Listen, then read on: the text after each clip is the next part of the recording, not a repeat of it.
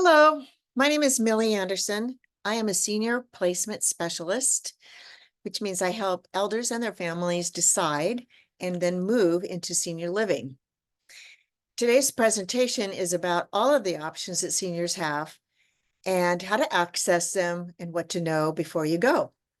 So I'm going to do a presentation, a PowerPoint presentation, and I hope you enjoy it. It's all about information and one little tiny bit about me, but primarily good information. So it's called Stay or Move, the residential choices for older adults. We all are going to age to the point where we need to make some decisions, and hopefully we have family to help us make that decision and execute. So we're going to start with one little thing about me. What I do is I guide older adults and their families through this process of finding the most suitable residential choice. I offer my expertise to save you time. I want you to go directly to the most suitable places and then make choices from there rather than searching the countryside by yourself. I help you define your needs, wants, your budget, and then we set out together to find the best place. This is an invaluable or priceless investment. And so here's today's agenda. We're going to talk about staying in your home or moving. We're going to talk about what the options are, whether you're going to get help from your children, how you can prevent a crisis, and when is the optimal time to decide.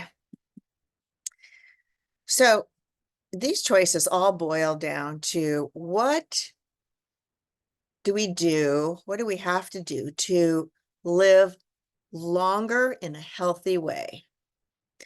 So the experts are going to tell you that exercise, nutrition, and a social life, and I don't mean fancy parties, I just mean being around other people and having a sense of belonging and a sense of friendship. These are the three most important things that will allow one to live longer in a healthy way. So how's that going for you or your loved ones? This is a time to evaluate that. I have a choice about when. If I'm an older person, so here are the choices or the options in making this decision. You can make it now. You can make it later with fewer options.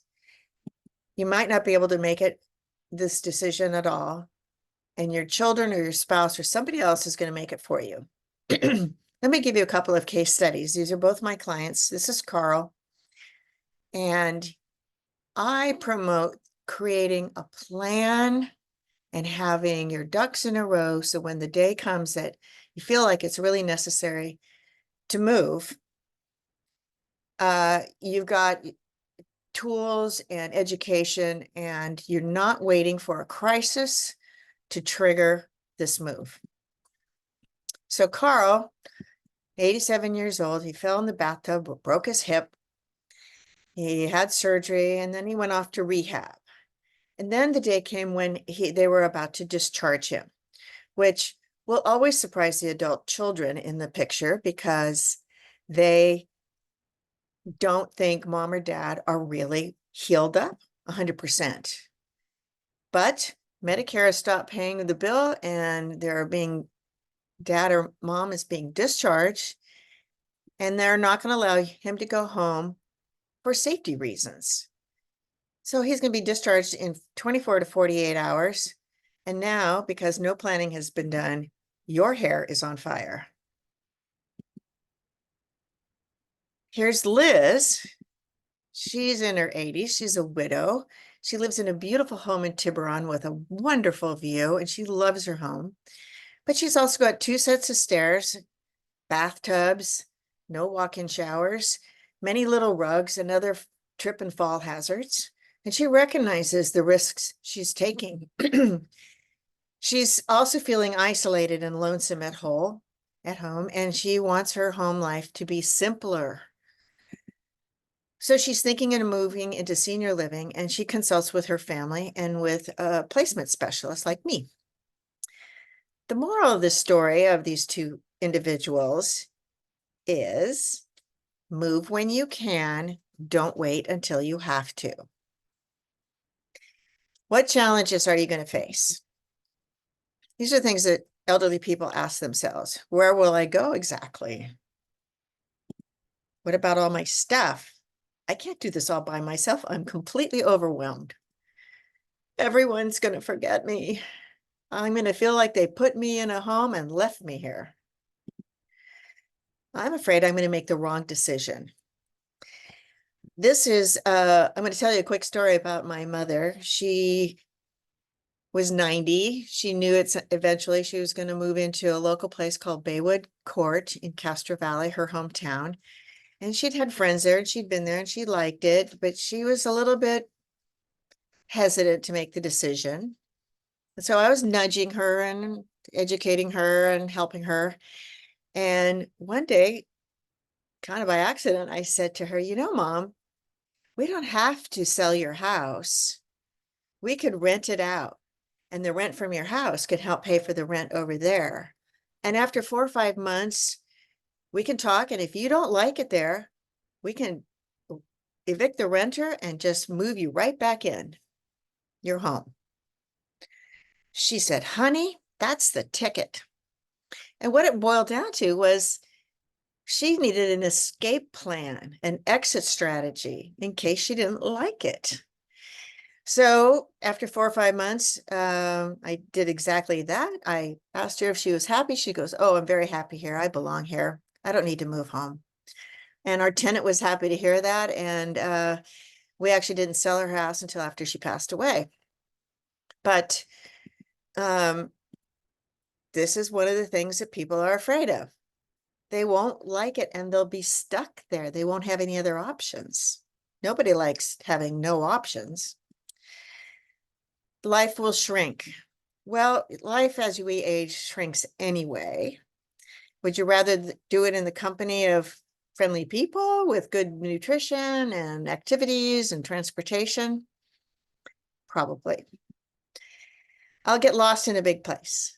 That's a very real fear because a lot of these places are big and they have long hallways. They look like hotels sometimes.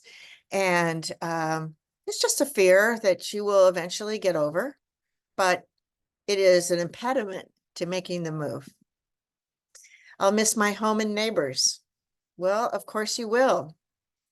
The truth is, a lot of those neighbors are making these same decisions. If you live in a neighborhood with older people, lots of older people, which is the case these days, they're going to be facing the same things and moving as well, or passing on. So this is a quote from my mother. She said, senior communities are just full of old people. I said, Mom, you're 90, you are old people. And she laughed. But the truth is, like I said, your home, your neighbors, your friends, a lot of them are older as well. It's just kind of part of life, right? So if she's living alone, what's worrying her? And what's worrying you about your loved one, your older, elderly parents or family members? These are the things you need to look at and ask. Am I eating a well-balanced, nutritious meal 3 times a day? Am I shopping for that? Do I care? Would I rather just nosh? This is an age at which time it's very important to get good nutrition. Am I safe from falls? Well, the elderly person doesn't even see oftentimes the trip hazards. They just see their precious things in the home that they've developed and created over the years. And they kind of don't want to see the fall risks. Am I getting the exercise that strengthens my balance? Are they taking walks? Are they doing weight training and sit-ups? Probably not. Are they watching Jane Fonda on TV exercise programs? Probably not. These senior living places do have good exercise programs that are invaluable to one's longevity and feeling well and strong as we are aging. Do they talk to anybody interesting during the day? Maybe if they have caregivers coming in and they have commonality. But a lot of seniors are watching a lot of TV. Do I take my meds precisely every day? Well, that's a very good question that applies to not only elderly people, but anybody. Are you taking your meds the right time every day? Can you renew them? Can you do everything that's involved in medication management? Often not. And is he or she maintaining the house, and is it safe? All I can say is probably not. Realtors that sell these homes for people find a lot of deferred maintenance. Okay, when I first started in this business, I worked for a company as marketing director, and I was new to the whole industry. And I would see new people coming in the door to move in, and some of the staff would look at them and say, "Oh, it's too bad they left it too late or too long." I didn't really know what that meant. So I started kind of investigating, and what I learned was, first of all, if they've waited till somebody is hardly mobile, quite ill, has advanced dementia, they're not going to qualify for independent living, even though they may think that they're independent. You may not be able to make new friends as easily as before. You may not be able to enjoy the activities there. If you have some forgetfulness or some mild cognitive impairment developing, you're not going to be able to find the list of activities, the calendar. You may not be able to find the room. You may not be energetic enough to walk down the hall.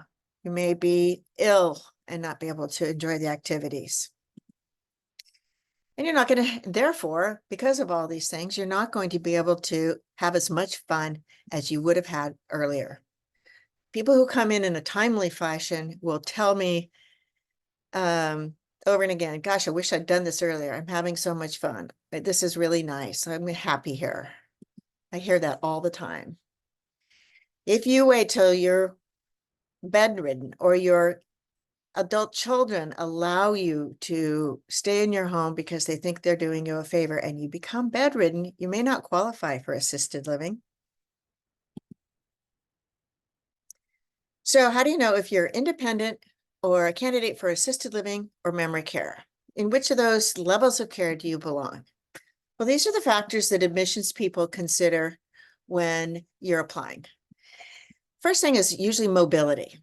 How mobile are you and what kind of assisted devices are you using? All of these are fine. Cane, walker, wheelchair, scooter, these are all fine. But being bedridden is a big concern. So you don't want to wait that long. Health issues. If you have diabetes and you are doing your own insulin injections and you have memory issues, diabetes could be a problem. However, if you're taking oral meds or you don't have memory issues and can do your own injections, then you're fine. Parkinson's, assisted living was kind of made for Parkinson's sufferers. It's just a perfect match. So that's a good piece of news.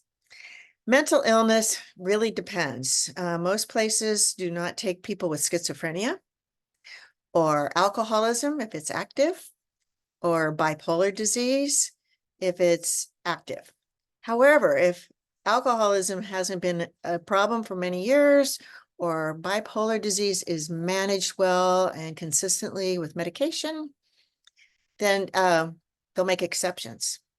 But primarily, mental illness is not suitable for in assisted living.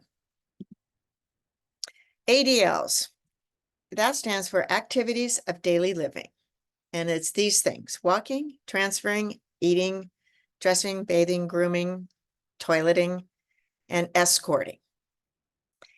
And these are formal distinctions, and these are sort of the promise of assisted living and memory care.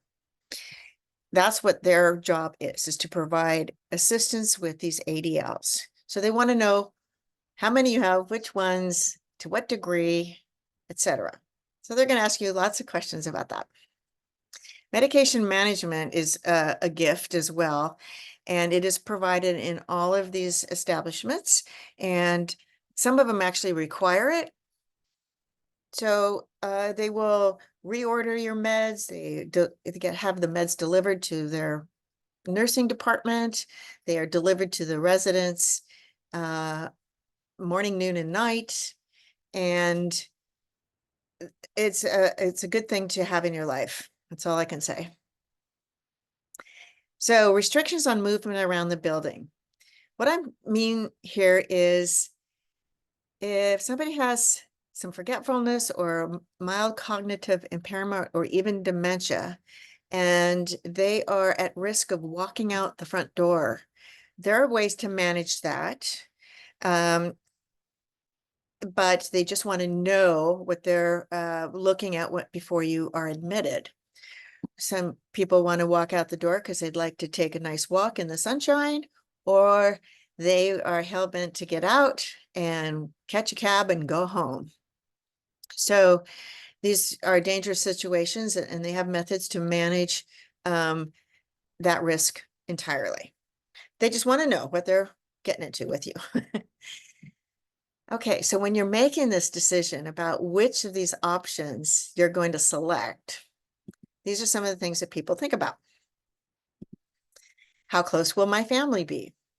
So the family should help you get placed close to one of the adult children, the one who's going to have the most time and ability to be there for the elder on a regular basis.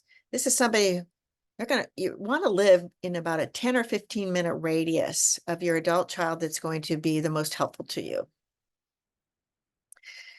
The others can commute or drive. What will your long-term health needs be? Well, nobody has a perfect crystal ball about this, but you do have some clues and hints. And given what you do know and what's in your family history, you want to make decisions about where you go based on your best guess of what you're going to need as you age. You're going to look at these places and think, do they have activities that I'm interested in? Do they have an art studio? Because, you know, I'm an artist. Do they provide bridge and mahjong?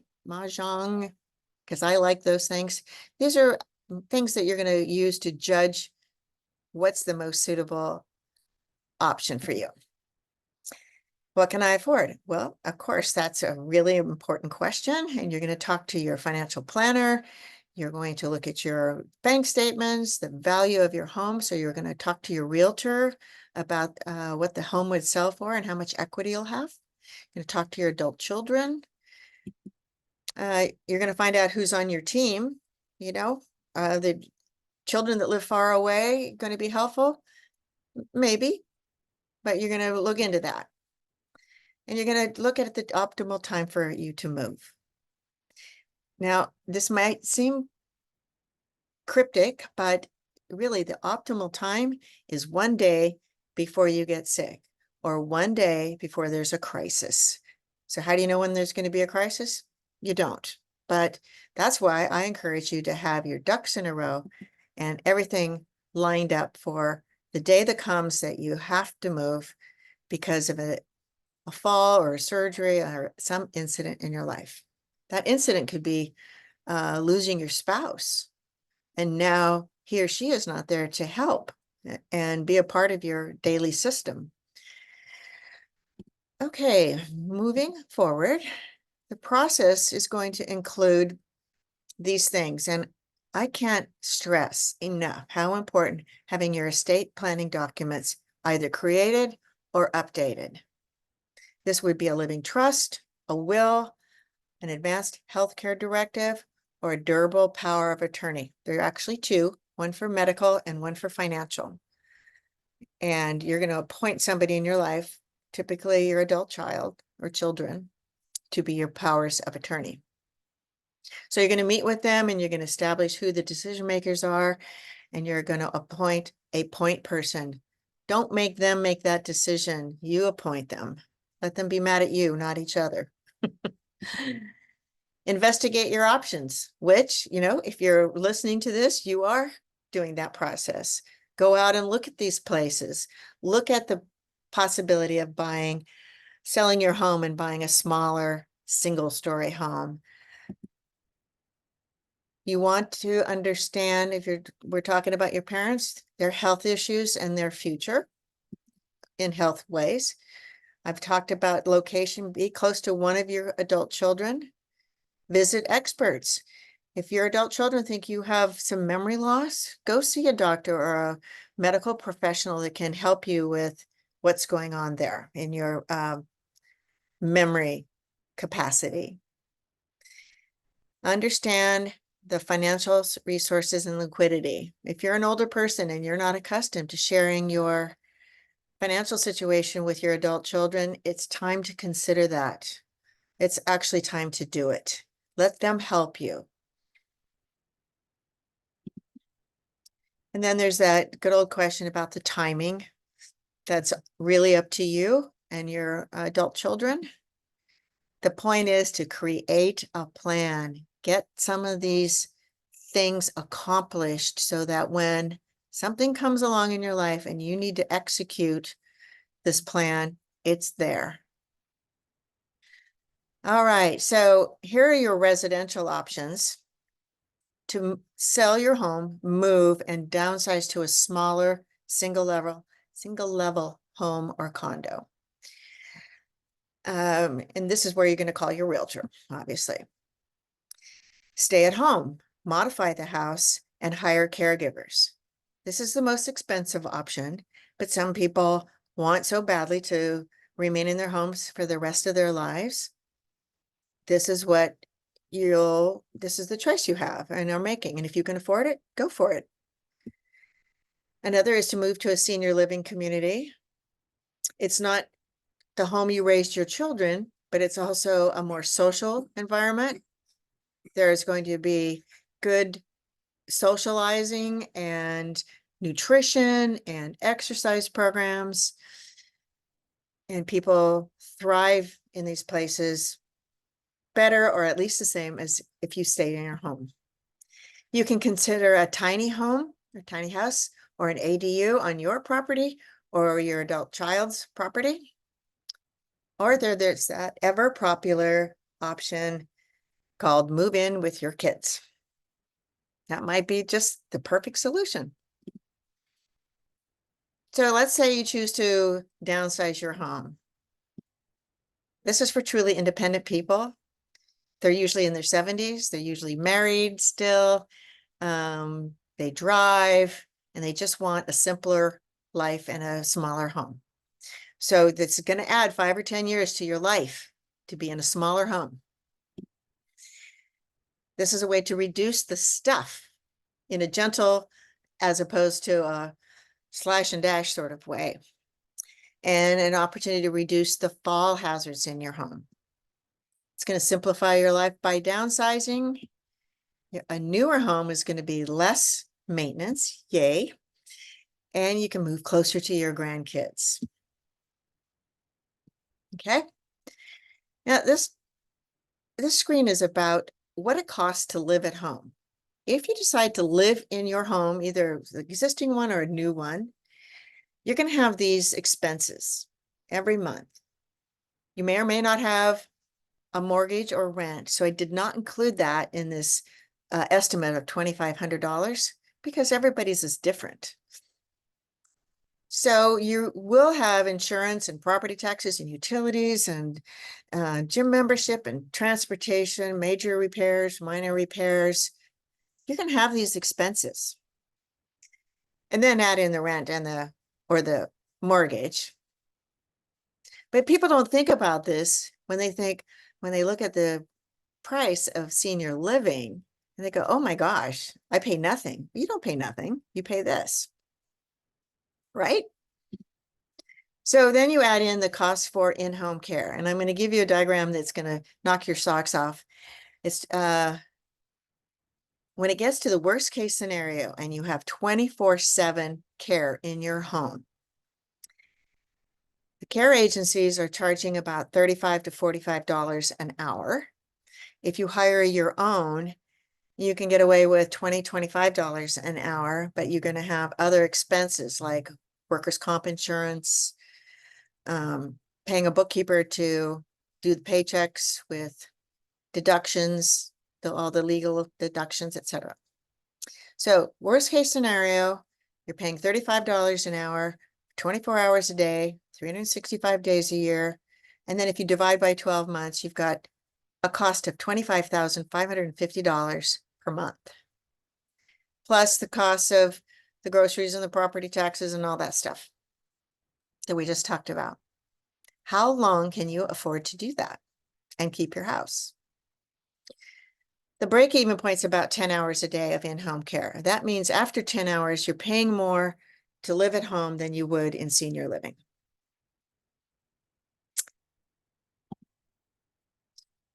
Third thing you're going to do is modify the home in certain ways. You're going to need grab bars in the bathrooms, maybe hallways or stairways. It would be smart to convert a bathtub to a shower, a walk-in shower that's much safer. You might want to put in a stair lift if you're still using the upstairs rooms. A lot of people just abandon the upstairs and live on a main floor. And the stair lifts are going to be $5,000 to $17,000. These costs are going to vary. But if you have a straight staircase, that would be the lower price. If you have a staircase that has an L shape in it, that's going to be more. And if you have a staircase that is a U shape, that will be even more. And those things may or may not improve the value of your home when it's eventually going to be sold. That may not be relevant to you, but just saying. Ramps, the cost varies instead of stairs. New door handles. You may not have thought about this, but people who have problems with their hands, it's arthritis or diabetes or pain in some way, door knobs can be difficult.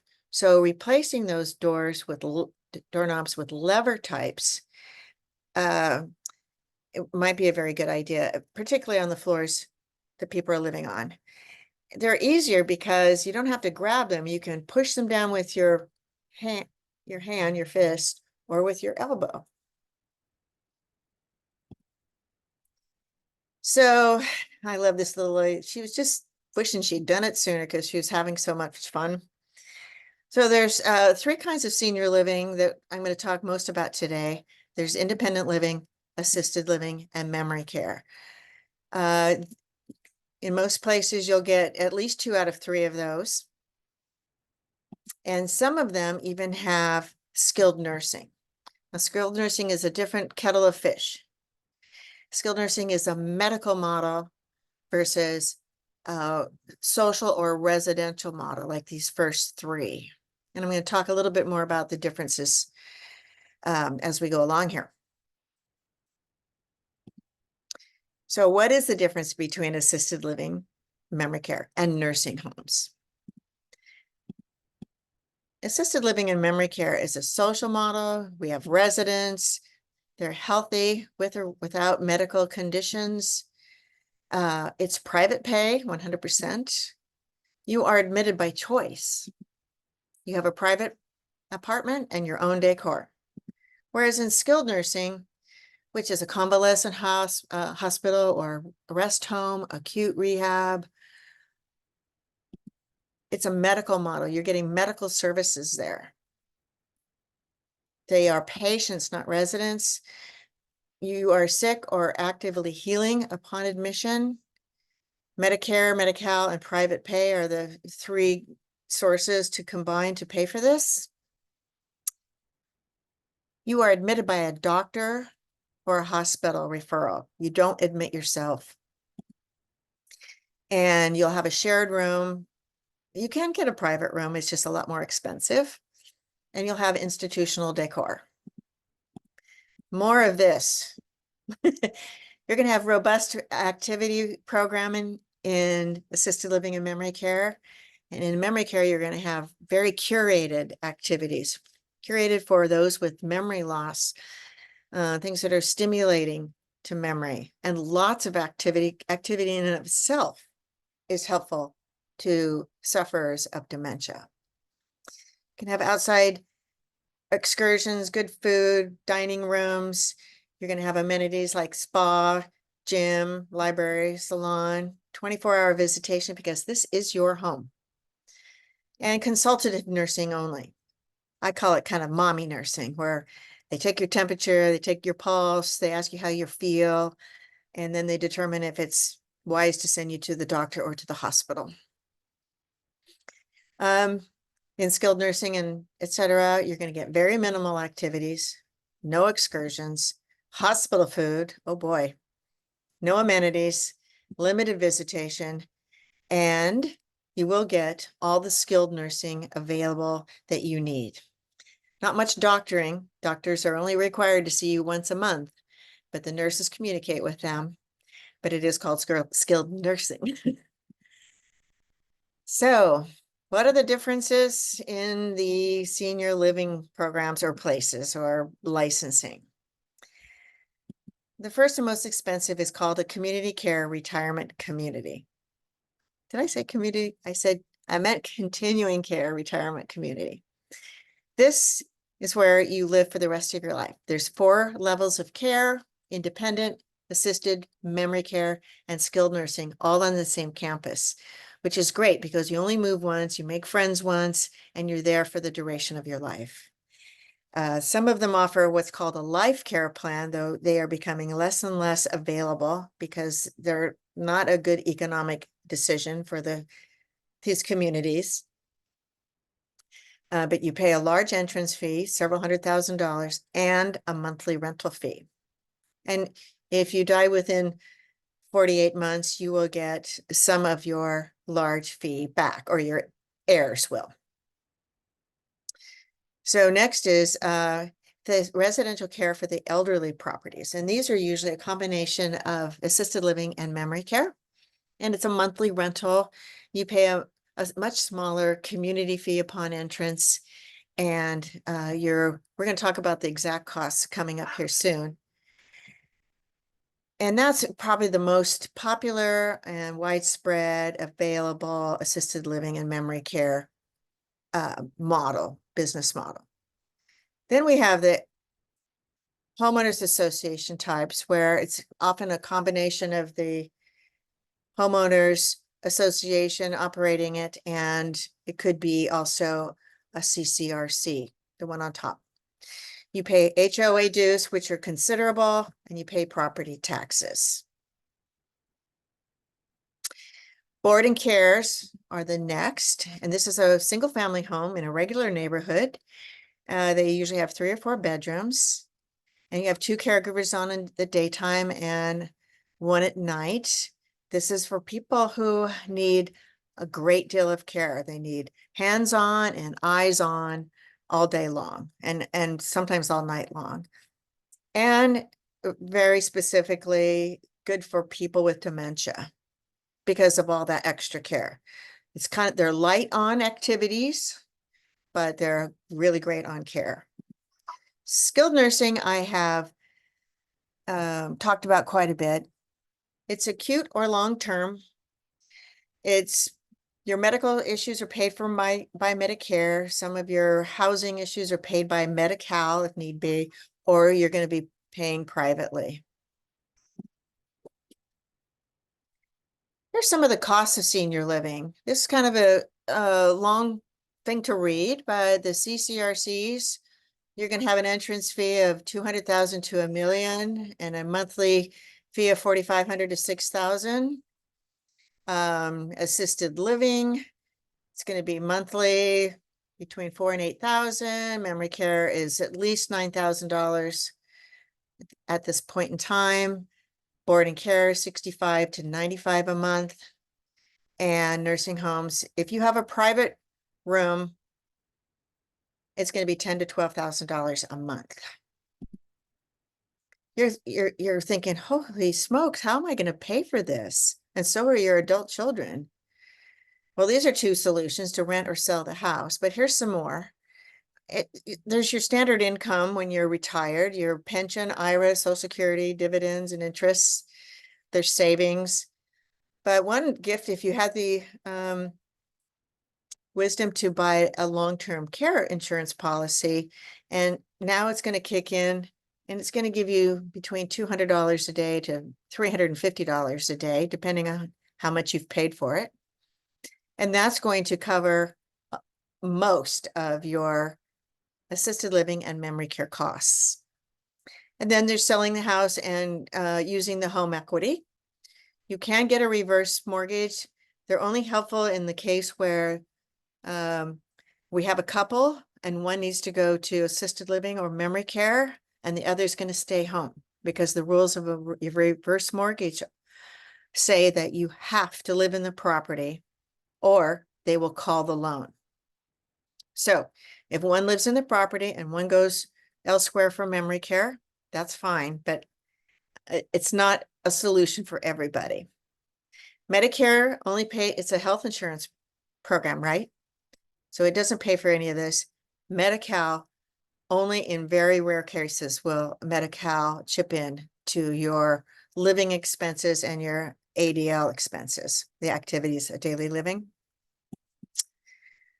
So let's talk about selling the house. It's going to be very hard for some people.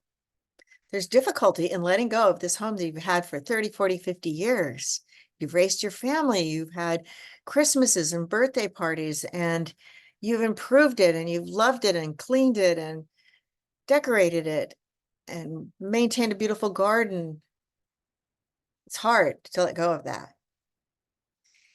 There's a lot of deferred maintenance oftentimes, because as we age in our 60s and 70s, and 80s, we're not doing so much maintenance. And so there's a fair amount of deferred maintenance when it does come time to sell the property. Then there's, who will buy my house? A family or a flipper? So you might not think this is true or that it makes good economic sense, but a lot of people do want a nice, sweet, young family to move in. And if they get one of those heartstring type letters that a buyer who wants to win the bid on the house writes you and says, I'm going to raise my two small children here, there's a little bit of love affair started there, and they like that. Not everybody, but it is very common. My aunt and uncle lived in Calgary, Alberta, and it came time for them to move to British Columbia to be closer to their son and daughter-in-law and grandkids. And so they sold the house. And in Alberta, escrows last for 90 days. I'm sure it drives the realtors crazy, but that's what happens. So one day my aunt got a call from her realtor, and he said, the buyers would like to come over and take some measurements. Can they do that? And she said, well, my husband is ill and he's in bed, but if they want to come over and, be kind of quiet and I'll be here, that would be fine. So they did. And they started measuring things and talking about what they're going to do. And my aunt finally caught on that they were planning to flip this house. So the home that she loved, she raised her family in it. She babied that house. You could eat off the floors in her house. Her gardens were beautiful. And she learned that they were going to rip out her kitchen and rip out her bathrooms and rip out the hardwood floor and take down her expensive curtains. And she was just heartbroken. Then she realized that she had sold the house for too cheap. In other words, they could afford to buy the house, put a bunch of money into it, and then sell it for a profit, meaning she sold it for too little. And then she realized that the house she babied and raised her children in was going to be torn apart. She was heartbroken. She was just mad as hops that it sold to these people. Those were her words, mad as hops.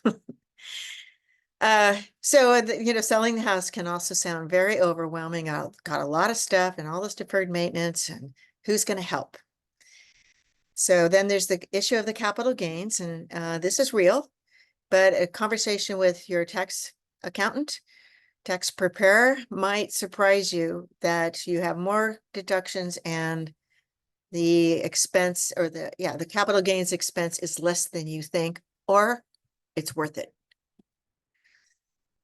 So after all this taking care of your home, now you have freedom from your chores, repairs, insurance, gardeners, taxes, and you're free to spend your time in other ways, unless you buy another house. So I love this quote from Hunter S. Thompson. And I love the way he says he'd rather skid in broadside in a cloud of smoke on a thoroughly used up, totally worn out, and loudly proclaiming, wow, what a ride, when he passes. So I hope that we can all live longer and live in a healthy way longer. And senior living or changing your circumstances of your residence could help very much with that. You want to age in place, but you don't want to be stuck in place, right? So it's been my pleasure to be with you. I've been in your shoes. I had a mom and I walked her through this process, which is what inspired me to go into this business. There she is, my mom, Ellen. And she was just as cute as a bug. So this is how you can connect with me today or anytime. Please feel free to call me with any questions. The first hour is free, and all of the services I provide, well, most of them, 99%, are free as well, because the communities pay me or the realtors pay me for referrals. So thank you very, very much. Please reach out. I'm happy to give you my time and help you through the sticky wicket of aging. Oh, by the way, I do serve men as well. Okay, thanks. Goodbye for now.